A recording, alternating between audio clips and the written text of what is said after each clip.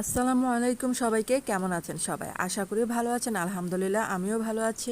তো আজকে দেখাবো এই যে পেঁপে ভাজি, মানে আমরা যেরকম করে করি আর কি। এখানে প্রথমে যে জিরা ফোড়ন দিলাম তেলের মধ্যে, তারপরে যে পেঁয়াজ কুচি কাঁচামরিচ ফালি করে দিলাম, আর কালারের জন্য সামান্য পরিমাণে হলুদ দিলাম। আর এটা কিন্তু ঝটপট রেসিপি আর কি। যখন এই যে মানে ঝটপট কিছু করতে ইচ্ছা করে, মানে রাতে খাবারের জন্য বা সকালে রুটি দিয়ে খাওয়ার জন্য, তখন এইভাবে করে নিই। আর স্বাদ মতো লবণটা দিয়ে দিলাম এখানে।